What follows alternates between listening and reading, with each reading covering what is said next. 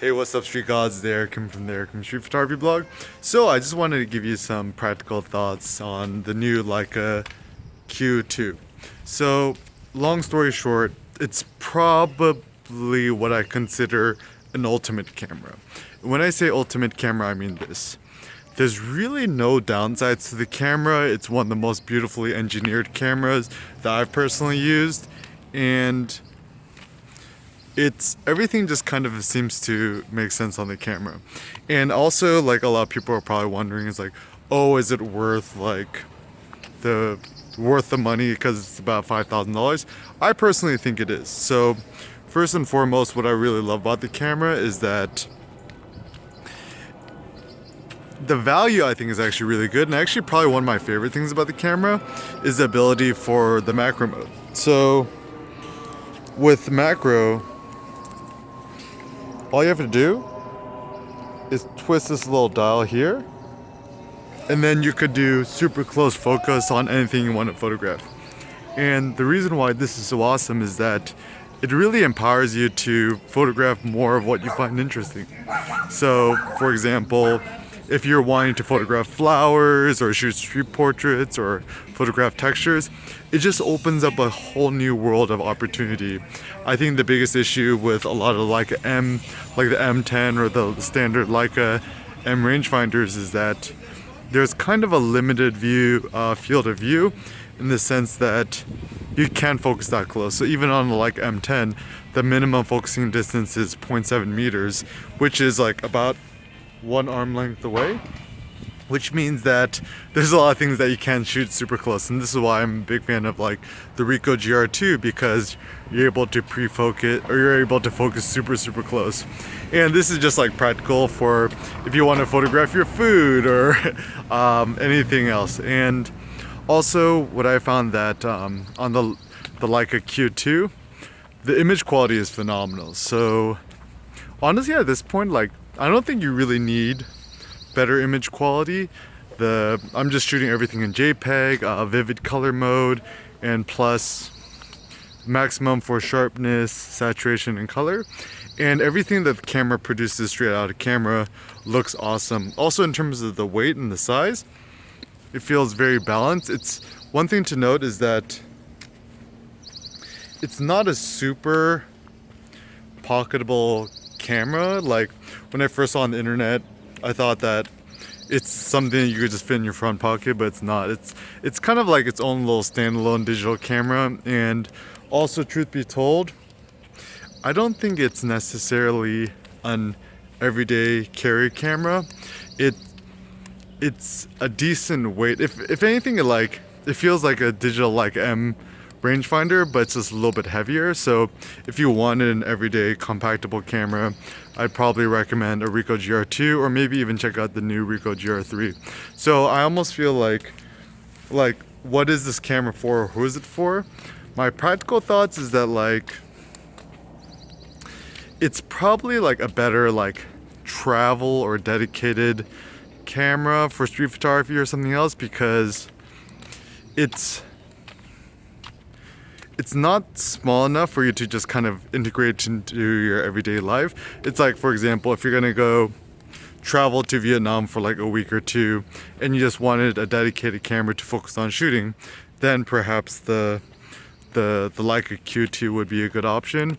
Or if, like, you know, during the week you're working and on the weekends you could go into the city and then you wanted to focus on just street photography, then the Leica Q2 would be a good option. So I don't think that it's good to think of like, oh, you know, if I just bought a Leica Q2, I'd be inspired to shoot photos every single day, because once again, it's a camera that you kind of need to like, you know, once again, if you're just focusing on just shooting photos for the whole day, the Leica Q2 is perfect.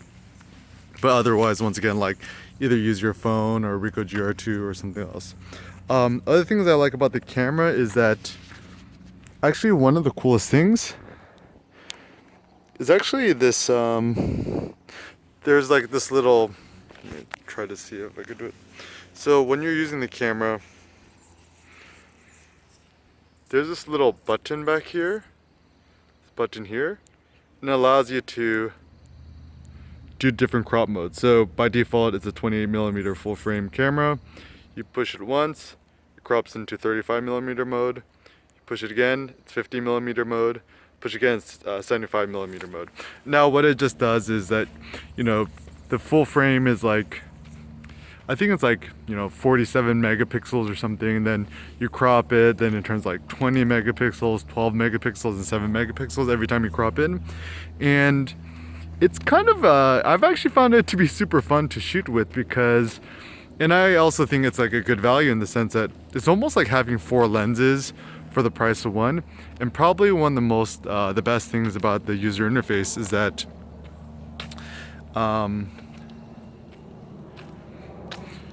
it kind of simulates the experience of using a rangefinder. So for example, once again, look at it.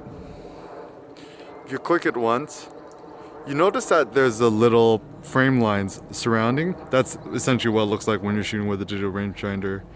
Click it again, zooms in more. And so it's kind of like almost like when you're shooting, it almost feels like a first-person shooter or sniping, so which is actually really, really fun. And so it's essentially just like a really, really fun camera to shoot with.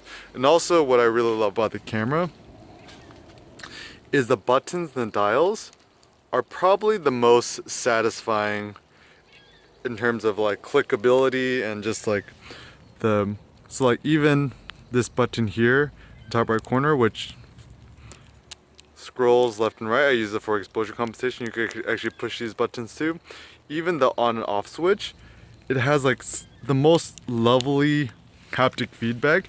And so that's actually what I really love about German design, is that, like, you know, shout out to the Leica team, whoever designed it and engineered it. It's like one of the best built, well milled metal components, feedback system, whatever. Truth be told, I didn't shoot that much with the original Leica Q1 because I generally tend to shy away from first generation anything products, but I think the Q2 is pretty much a perfect camera. There's really nothing much I'd really change about the camera. In terms of the price, I think it's a great value. I think for me personally, I think the Q2 is probably even a more interesting camera than the Leica M10. So if you wanted to buy a digital Leica, I mean, you have different options, right? Like, you know, even the M10D without the LCD screen seems like a cooler camera. Also right now might be, if you wanted to get into like a digital rangefinder, it seems like even getting a used M240 or a used M9 or even a used original M monochrome seems like a good option. But once again, I give it a 10 out of 10 in terms of the Leica Q2. So once again, shout out to the Leica crew. And then this is what another thought that I have too, is that honestly at this point, I mean, all cameras have good image quality, and now it's just more of a matter of ergonomics, functionality, UI, UX, and I think there was lots of brain power that went into keeping the Leica Q2 simple as possible. Even all the buttons and the menu systems, everything works really, really well. And yeah, it's actually really nice, because just when I thought that camera companies weren't innovating so much in the field of cameras, looks like Leica did it with the Q2. So Leica is currently killing it. Good job, guys. For those of you guys who are Leica Q1 users, or those of you guys even playing with the Leica Q2, what are your personal thoughts and opinions on the camera? What do you like about it? What do you think could be changed or tweaked? Feel free to leave a comment down below. And yeah, those are just my personal thoughts. More turbo thoughts to come. Thanks for watching, guys. Peace out.